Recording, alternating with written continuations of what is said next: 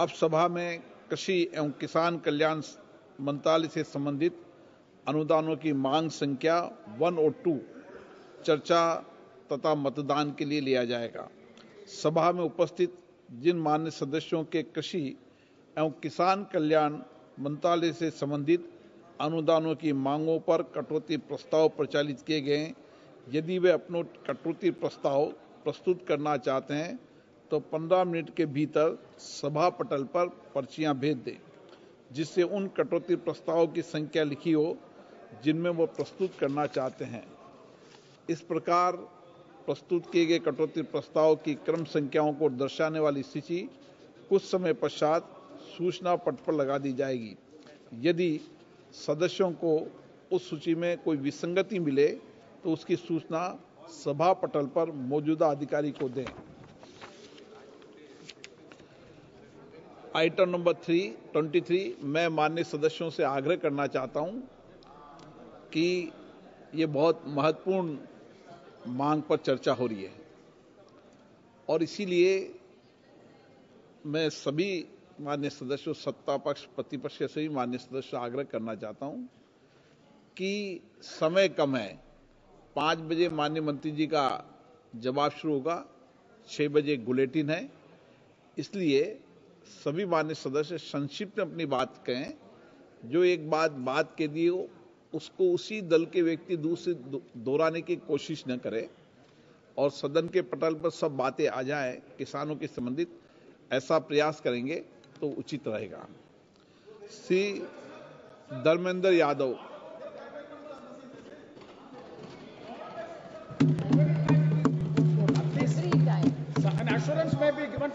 धन्यवाद सभापति। माननीय अध्यक्ष जी, मैं समझता हूं इस बजट के अंदर देश के जो सबसे ज्यादा आबादी, जिनका जीवन 60% से ज्यादा खेती और किसानी पर निर्भर है, उस मंत्रालय की चर्चा में आपने मुझे बोलने का मौका दिया। अध्यक्ष जी, आपका बहुत बहुत आभार व्यक्त करते हैं। अध्यक्ष जी, आपके माध्यम से हम आभार व्यक्त करना चाहते हैं अपने राष्ट्रीय अध्यक्ष आदरणीय अखिलेश यादव जी का भी, जिन्होंने पार्टी की ओर से मुझे यहाँ पर किसानों के मुद्दे पर अपनी बात को कहने का मौका दिया। अध्यक्ष जी, राष्ट्रपिता महात्मा गांधी जी कहते थे कि भारत की आत्मा गांव में बसती है और भारत की आत्मा जब गांव में बसती है तो गांव की तरक्की और खुशहाली के बिना देश की तरक्की संभव नहीं है।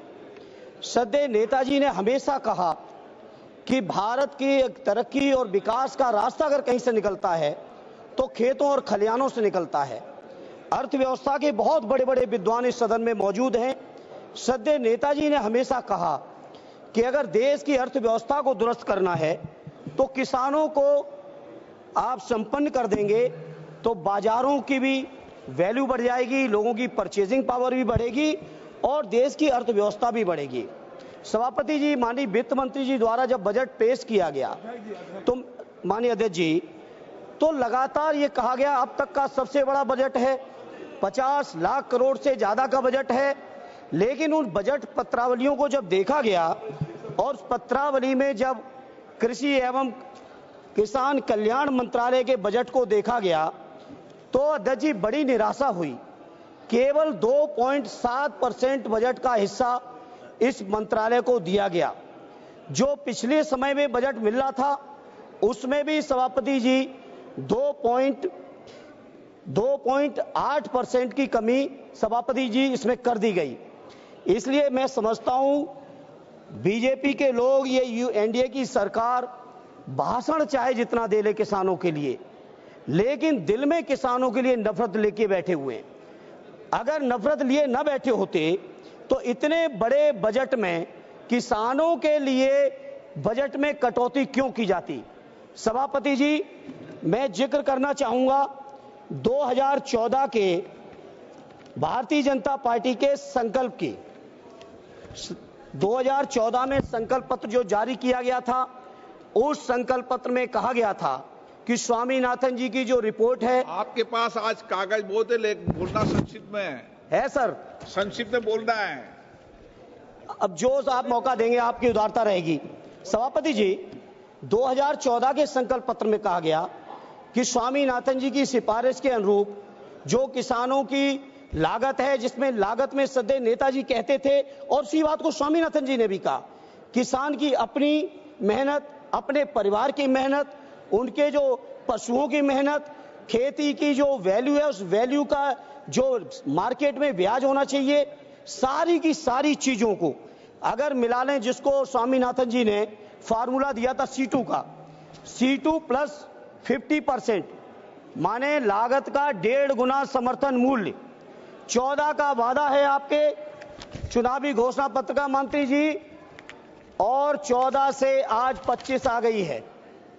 अभी तक एक बार भी सरकार का ये संकल्प, 12वां बजट पेश हो गया है, 11 साल आपने पूरे कर दिए।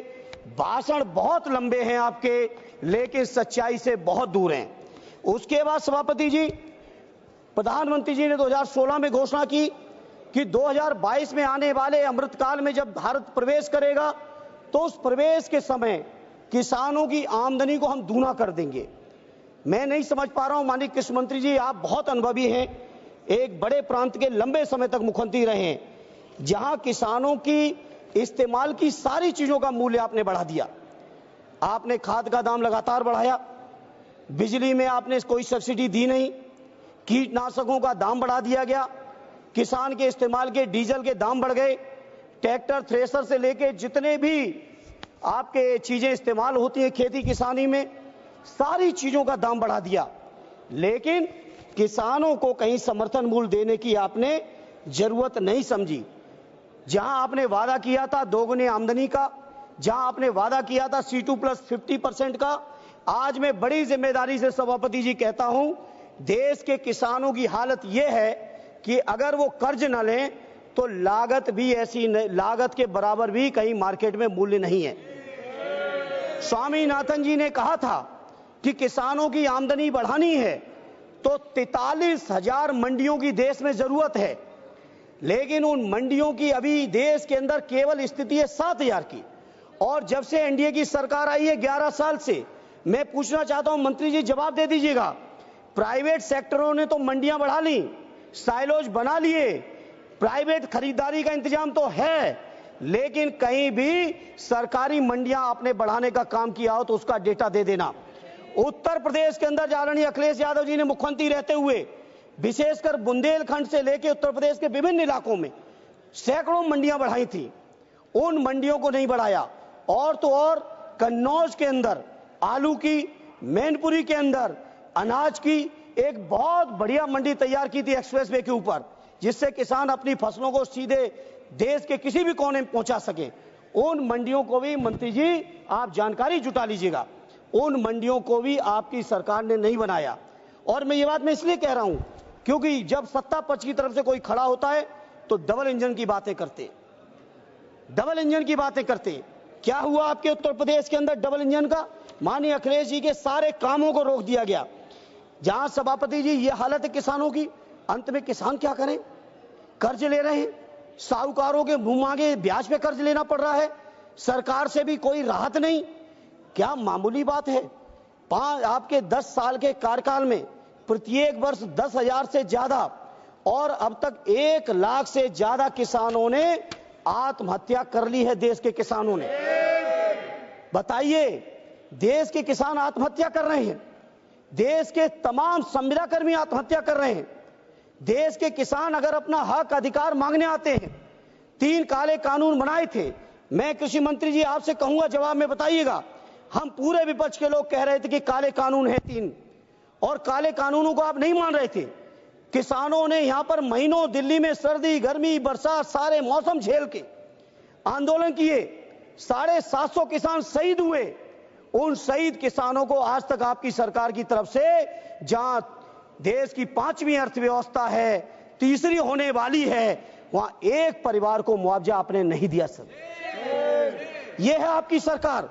यह डंका बज रहा होगा किसी बड़े बड़े लोगों के लिए, कुछ चुनिंदा उद्योगपतियों के लिए बज रहा होगा डंका, लेकिन देश के किसानों की जो बर्बादी है वो छुपी नहीं है। सभापति जी, इसलिए सभापति जी मैं आपसे कहना चाहता हूं, जहां देश के अंदर पूंजीपतियों का 16 लाख करोड़ से ज्यादा कर्ज आपने माफ किया है, 16 लाख करोड़ से ज्यादा देश की बैंकों ने पूंजीपतियों का, बड़े बड़े पूंजीपतियों का, जिसमें चुनिंदा होंगे, हम किसी का नाम नहीं कोट करेंगे, पूरा देश जानता है, लेकिन किसानों के कर्ज की माफी की बात आती है तो सरकार एकदम चुप बैठ जाती है। यही आपका किसानों के प्रति प्रेम है। मैं बड़ी जिम्मेदारी से कहता हूं, अपने देश के किसान भाइयों को कहना चाहता हूं, देश की सर्वोच्च सदन से कहना चाहता हूं, आपको सोचना पड़ेगा, चिंतन करना पड़ेगा, कैसी सरकार आपने चुन ली। कितना प्रधानमंत्री जी के नाम पे झूठी बातों को आप विश्वास कराओगे लोगों को? कह रहे कितना दिया है, उससे एक मिनट शब्द, जितना दिया है सुन लो, उससे ज्यादा आपने जो यूरिया की बोरी 50 से 40 कर दी, उसमें काट लिया है। उससे ज्यादा आपने जीएसटी में वसूल लिया। आप बताओ ट्रैक्टर पे कितना जीएसटी है, यूरिया पे कितनी जीएसटी है, कीटनाशकों पे कितनी जीएसटी है? जीएसटी के माध्यम से आपने वसूल लिया है। एक हाथ से 1 रुपया देते हो, दूसरे हाथ से 10 रुपए खींच लेते हो किसानों से। किसान सुन रहे हैं देश के, इसलिए मैं सभापति जी कहना चाहता हूं, आज किसान मजबूर है। मैं एहसास है, मेरे पिताजी आज भी खेती किसानी में रहते हैं, आज भी गौशाले में रहते हैं। मुझे एहसास है किसानों के दर्द का। सभापति जी, किसानों को यह हालत थी पहले, जब कभी भी अगर किसी किसान परिवार से ये कह दो कि गांव छोड़ दो, जमीन छोड़ दो, शहर में चल के बस लो, नौकरी कर लो, तो वो नहीं तैयार होते थे। और आज सभापति जी किसान इतना मजबूर हो गया है कि खेती छोड़ के शहरों में रिक्शा चलाने को तैयार है, शहरों में आपके मजदूरी करने को तैयार है, कोई भी काम करने को तैयार है। अब किसानों ने समझ लिया है कि उनका और उनके बच्चों का भविष्य अब खेती में नहीं रहा। और यही कारण है, बहुत से सर्वे आए देश में, जब पूछा गया किसानों से कि आप खेती करना चाहते हो कि नहीं करना चाहते हो, मेजॉरिटी के किसानों ने कह दिया कि हम खेती नहीं करना चाहते। यह हालत है। देश के 50% से ज्यादा किसान आज भी हैं सभापति जी, जो कर्जों से डूबे पड़े हुए हैं। इसलिए मैं आज इस मौके पर कहना चाहता हूं, ये सरकार हो, चाहे इनके प्रांतों की सरकार हो, और प्रांतों में भी विशेषकर उत्तर प्रदेश की सरकार के बारे में कहूंगा, किसानों को रोजगार दिया नहीं। हां, एक रोजगार माननीय मंत्री जी आपकी सरकार ने किसानों में दे दिया, और किसान परिवार के सभी लोगों को दे दिया, चाहे 2 डिग्री टेम्परेचर हो, 3 डिग्री टेम्परेचर हो, कोहरा हो, तुषार हो, बारिश हो, मूसलाधार बरसात चल रही हो, या गर्मी की तपन हो 50 डिग्री से ऊपर की, हर परिस्थिति में किसान परिवार की महिलाओं को, किसान परिवार के बच्चों को, किसानों को स्वयं अपने खेतों की रखवाली करनी पड़ रही है पूरे उत्तर प्रदेश के अंदर छुट्टा जानवरों से। यह हालत कर दिया आपने किसानों की। कहीं ना कहीं मैं समझता हूं किसानों की दुर्दशा आप सब लोग सुनियोजित तरीके से कर रहे हो, क्योंकि ये किसान जो समाज है बहुत स्वाभिमानी समाज है, बहुत जज्बाती समाज है। ये सरकार की गलत नीतियों का जम के विद्रोह और विरोध भी करता है। इसलिए सरकार चाहती है किसान कर्ज में उलझे रहें, किसान अपनी समस्याओं में डूबे रहें, किसानों में कहीं संपन्नता ना जाए। किसानों में संपन्नता आएगी तो उनके परिवारों के लोग नौकरी से लेकर सम्मान स्वाभिमान का जीवन जिएंगे। ये सरकार पूरी तरह से चाहती है कि कैसे भी किसान बर्बाद हो। अभी सभापति जी पूरे देश ने देखा, अमेरिका से जंजीर में बंध के नौजवान आ रहे। ये कहां के नौजवान थे? और ये तो संपन्न प्रांत जिनको हम मानते हैं देश में, पंजाब के नौजवान, गुजरात के नौजवान, हरियाणा के नौजवान, ये सारे नौजवान किसान परिवारों के थे, जो खेती कर्ज अपने परिवार के बुजुर्गों की परेशानी से आज जाके जमीन बेच के, जमीनें गिरवी रख के विदेशों में गए, और विदेशों में, अरे बाबा चुप रहो बाबा। अरे इनको शांत रहने दो, जानते हैं किसान ये क्या करेंगे। ये हर एक में केवल बोलना जानते, बाकी कुछ नहीं। इसलिए अध्यक्ष जी, सभापति जी, किसान परिवार के नौजवानों की हालत ये कर दी आपने 2019 का 5 साल प्रचंड बहुमत की सरकार, सत्ता पक्ष की तरफ से, जयप्रकाश भाई आपका नंबर आएगा भी, सत्ता पक्ष की तरफ से जो खड़ा हुआ प्रचंड बहुमत की सरकार, डबल इंजन की सरकार, 5 साल डबल इंजन की सरकार चलाने के बाद आपका 19 का जो संकल्प पत्र है, उस संकल्प पत्र में आपने कहा कि कृषि ग्रामीण क्षेत्र में 25 लाख करोड़ का निवेश करेंगे। ये 19 का आपका है। 14 से 19 सरकार चलाई, 19 से 24 भी आप ही ने चलाई, और 19 का आपका ये वादा है कि 25 लाख करोड़ किसानों की हम कृषि उत्पादन को बढ़ाने के लिए 25 लाख करोड़ का निवेश करने के लिए प्रतिबद्ध हैं। तो बता दें माननीय कृषि मंत्री जी अपने जवाब में, आखिर ये प्रतिबद्धता आपके कहां चली गई? उसी के साथ ये भी बता दें माननीय मंत्री जी कि आखिर आपने 2022 जो कि आजादी के अमृतकाल का प्रवेश साल था, उसमें आपने वादा किया था आमदनी दूनी का। आज हम 25 में बैठे हैं, अमृतकाल के भी 3 साल गुजर गए हैं। एक किसान का नाम देश में बता दीजिए सभापति जी, बड़ी जिम्मेदारी से कह रहा हूं माननीय मंत्री जवाब में, और कि इस किसान की आमदनी पहले इतनी थी आज इतनी हो गई। घट गई नहीं, ये बताएं मंत्री जी, कुछ किसान की डबल कर दिए 16 से 22 के बीच में। हम तो 25 में ये सवाल कर रहे हैं, और इसलिए हुई है क्योंकि किसानों की सारी जरूरत की चीजें महंगी, उन पे टैक्स बढ़ेगा, और किसानों के जब फसल जाएगी तो मंडियां चलेंगी नहीं, है ही कम, जो है वो चलेंगी नहीं, चलेंगी उनमें बहुत सारे दलाल लोग बैठे हैं। किसान अगर सीधे मंडी में देना चाहेंगे तो नहीं देंगे, दलालों के रास्ते से अगर किसानों की उपज जाएगी तो वो चली जाएगी। एमएसपी की घोषणा आपने की है, हम इनकार नहीं करते, लेकिन आप मंत्री जी आप पे डेटा होगा, आखिर उस एमएसपी का लाभ कितने लोग ले रहे हैं? क्या उस एमएसपी के आकलन के समय आपने कहीं भी किसानों की लागत का आकलन किया था? जो स्वामीनाथन जी ने रास्ता दिखाया था, उस रास्ते पे कभी आप चले थे क्या? ये मैं आपके माध्यम से जानकारी लेना चाहता हूं सभापति जी। सभापति जी, किसानों के बारे में मैं जितनी बात कह दें, आप सोचिए, आलू का किसान कर्ज में डूबा है, लेकिन चिप्स के उद्योगपति जितने में खरीदे उसका सैकड़ों गुना मुनाफा कमा रहे हैं। बताओ ये सच्चाई नहीं है? बताइए, मेरा तो कन्नौज, फरुखाबाद, मैनपुरी, फिरोजाबाद, अब तो बदायूं में भी बहुत आलू होने लगा है। आलू के किसान परेशान हैं और चिप्स वाले पैसे कमा रहे हैं। धान के किसान परेशान हैं, लेकिन उनसे बनने वाले जो प्रोडक्ट हैं वो पैसे कमा रहे हैं। गेहूं का किसान परेशान है, मक्का का किसान परेशान है, लेकिन पॉपकॉर्न जब बेचने वाले लोग कहां तक पहुंचे जा रहे हैं? नमकीन बनाने वाली कंपनियां कहां तक चली जा रही हैं? तो आखिर ये आपका जो है किसानों के लिए जो नीतियां हैं, जो कार्यक्रम, आखिर किनके लिए है? किसानों को तो केवल एक बहाना, झुंझुना दिखाया जा रहा है। इसलिए आज सभापति जी बहुत महत्वपूर्ण चर्चा, और इस चर्चा के माध्यम से मैं देश के किसानों से कहना चाहता हूं कि ये भारतीय जनता पार्टी के लोग हर हालत में किसानों की उपज, किसानों की जमीनों पर इनकी नियत है, जमीनों पर नियत है। सभापति जी, सरकारी बैंकें प्राइवेट की जा रही हैं, उन प्राइवेट बैंकों से किसानों को कर्ज, और उसका भविष्य ये होने जा रहा है कि किसानों की जमीनें भी कुछ चुनिंदा बैंकों और उद्योगपतियों के हाथों में होंगी, इससे ज्यादा कुछ नहीं होगा। इसे सभापति जी, में जो किसानों के तमाम आंदोलन चले हैं, विशेषकर हरियाणा, पंजाब, दिल्ली, पश्चिमी उत्तर प्रदेश के किसान भाइयों के, उन आंदोलनकारियों का अपनी पार्टी आदरणीय और समाजवादी पार्टी और माननीय अखिलेश यादव जी की तरफ से, अजय जी अभी तो शुरू किए हैं, ये तो शुरुआत है। सभापति जी, मैं माननीय अखिलेश यादव जी की ओर से, अपनी पार्टी की ओर से न केवल समर्थन करता हूं, न केवल उनकी मांग का साथ देता हूं, बल्कि मैं बड़ी जिम्मेदारी से कहना चाहता हूं, एमएसपी को जो गारंटी की बात स्वामीनाथन जी ने कही थी, जिसकी मांग को लेकर लगातार किसान आंदोलन रहते हैं अलग अलग तरीके से, उन एमएसपी को आप लागू करिए और स्वामीनाथन जी के हिसाब से लागू करिए, क्योंकि हम जानते हैं उसमें भी खेला कर देंगे, उसमें भी किसानों को गुमराह कर देंगे। क्योंकि आप देखिए, किसानों का बजट आपने डाउन कर दिया, जहां देश का बजट बढ़ रहा है, किसानों का बजट क्यों कम कर दिया मंत्री जी? अब मंत्री जी किसानों की को नहीं चाहते हैं कि मंत्री जी को नहीं चाहते हैं सरकार में बैठे लोग, ये तो यही लोग जाने, लेकिन किसानों की कर्ज माफी हो। जी, ये स्वामीनाथन आयोग का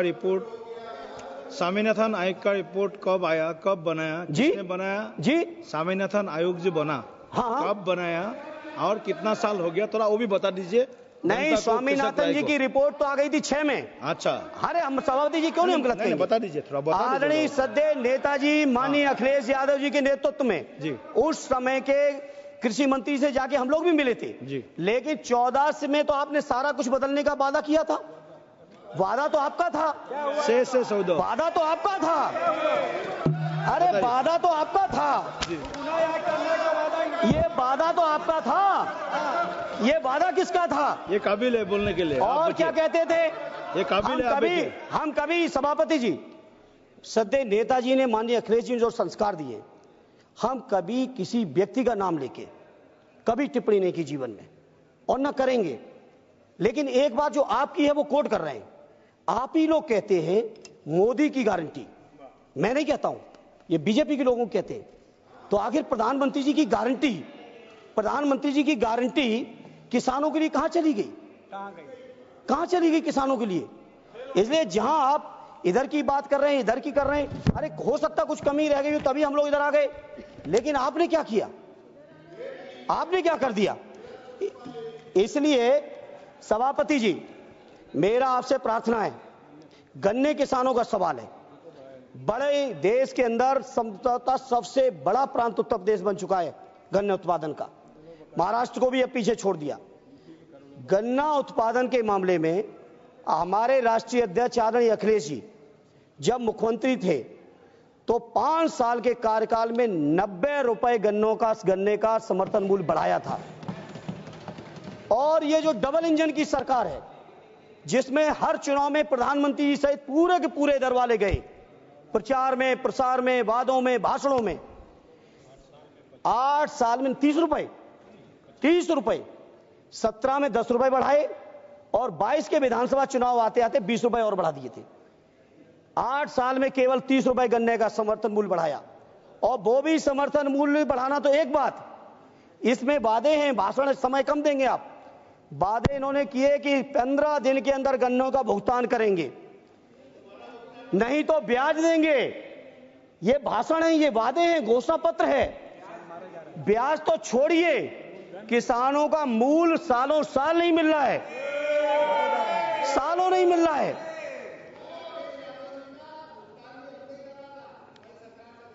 अरे जब खजाना तुम पे पहुंच गया, भुगतान कौन करेगा? ये कौन सी बात होती है? वित्तीय वर्ष खत्म हो गया था भाई, 15 मार्च को जब कार्यकाल खत्म हुआ तो भुगतान कौन करेगा? और भुगतान क्या कोई एहसान किया, किसी और का किया? किसानों का गन्ना था, किसानों का गन्ना था, उसका भुगतान आपने कर दिया। इधर सभापति जी, उत्तर प्रदेश का तो विशेषकर, और कई प्रांतों के साथियों से बात हुई, अन्य प्रांतों में भी, सबसे ज्यादा दिक्कत जो आज है किसानों को, सभापति जी सुन लें, छुट्टा जानवर। मेरी प्रार्थना है कृषि मंत्री जी, किसानों की उपज की जब तक वो बाजार में बिक नहीं जाता है, पूरा का पूरा परिवार सर्दी, गर्मी, बरसात, लू, बारिश, हर परिस्थिति में किसानों के परिवार खेतों में पड़े हैं, उनका जीवन नरक हो गया है।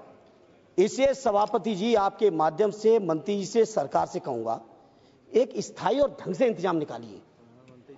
प्रधानमंत्री जी के आप चुनावी भाषण सुनिए, और पता नहीं सरकार में बैठे लोग क्या है कि प्रधानमंत्री जी की भी नहीं सुनना चाहते, प्रधानमंत्री की भी नहीं सुनना चाहते, प्रधानमंत्री की भी नहीं सुनना चाहते आप लोग। केवल धर्म के नाम पर मंदिर, मस्जिद, हिंदू मुसलमान नफरत फैला के, आपको अगर लग रहा है, केवल लग रहा है कि इस तरह से जनता का विश्वास जीत लोगे, तो देश का जनमानस, देश का किसान जाग चुका है। इसे मेरी प्रार्थना है, बहुत महत्वपूर्ण क्षेत्र है, बेरोजगारी का आलम पूरा देश जानता है। आज भी खेती, हमारा क्षेत्र ऐसा है, 60% से ज्यादा लोगों को रोजगार दे रहा है। आखिर वो रोजगार देने वालों को मानते, आज अगर कृषि मंत्री जी 60% रोजगार मिल रहा है तो 30% ही ले आते बजट। कृषि अनुसंधान पे आपने कम कर दिया बजट, कृषि बजट आपने कम कर दिया, जीएसटी आपने बढ़ा दी। तमाम तरीके के किसानों के सामने जो चुनौती है, कहीं आपका मंडी का चैन बन नहीं रहा है, कोल्ड स्टोर का चैन बन नहीं रहा है, मार्केट कहीं बन नहीं रहा है, सिंचाई का कहीं इंतजाम है नहीं। तो ऐसी तमाम चीजें हैं सभापति जी, जिनको मंत्री जी को और सरकार को सोचना चाहिए, और नहीं सोचेंगे तो सभापति जी, मैं आपको कहना चाहता हूं कि देश के किसान परिवार में बैठे नौजवान बहुत जागरूक हैं, और आने वाले समय में अपने अपने तरीके से लोग जवाब देंगे आपको। इधर सभापति जी, किसानों की तरफ से मैं एक बात कहते हुए अपनी बात को खत्म करूंगा क्योंकि आपकी भी घंटी हम बार बार नहीं सुनना चाहते और भी हमारे साथी बोलने को पीछे हैं। बीजेपी के लोगों को लगता है किसानों की स्थिति बहुत अच्छी है। सच्चाई ये है, कृषि विकास दर से लेके, कर्ज से लेके, आत्महत्याओं से लेके, उनके ब्याज से लेके, मंडी से लेके, जीएसटी से लेके, उनके ऊपर मुकदमों से लेके, आप सोचो कि पंजाब के किसान चलते तो हरियाणा सरकार रोक देती है। कोई मामूली बात है? अंतरराज्यीय सीमा तो है, कोई अंतर प्रदेश देशी सीमा तो है नहीं। अंतरराज्यीय सीमाओं में रोक दे रहे लोग। 750 यहां मर गए, इनका कोई कार्रवाई नहीं, शहीदों का दर्जा नहीं, कोई मुआवजा नहीं। इसलिए मैं किसानों की भी समर्थन की मांग करते हुए, वो समर्थन करते हुए अपनी पार्टी की ओर से एक बात केवल सभापति जी, एक बात मैं कहूंगा कि हर हाल में ये किसानों को गुमराह कर रहे हैं। मैंने कई रिपोर्ट्स पढ़ ली, टाइम नहीं है बताने का। गुमराह करते हैं कि किसानों का कर्ज माफ करेंगे तो सरकार पे इतना खजाने पे बोझ आएगा। ज्यादा बड़ा बोझ भी नहीं आना है, ज्यादा बड़ा बोझ नहीं आएगा अगर सरकार करना चाहे तो। इसे मैं सरकार से कहूंगा किसानों का कर्ज माफ कर दो और भविष्य में किसान कर्ज ना उन पे चढ़े, उसके लिए भविष्य में कर्ज ना चढ़े, उनकी लागत का 1.5 गुना समर्थन मूल्य कर दो तो किसानों का भी लाभकारी सौदा हो जाएगा। बस एक बात सभापति जी कहते हुए एक लाइन कहूंगा, जवाब दिए एक मिनट। जयप्रकाश जी, अदम गौड़वी साहब हमारे गोंडा के एकदम गांव में बैठे हुए कवि रहे। उन्होंने सरकार के लिए उनकी कही हुई एक कविता बड़ी फिट बैठ रही, बस तुम्हारी फाइलों में गांव का मौसम गुलाबी है। क्या बात? तुम्हारी फाइलों में गांव का मौसम गुलाबी है, मगर ये आंकड़े झूठे और वादा किताबी है। तुम्हारी मेज चांदी, तुम्हारे जाम सोने के, लेकिन किसान के घर में आज भी फूटी रकाबी है। ठीक है जयप्रकाश जी, ये है किसानों की हालत माननीय मंत्री जी। इसलिए धन्यवाद सभापति महोदय। नहीं आप शुरू कीजिए। धन्यवाद सभापति महोदय।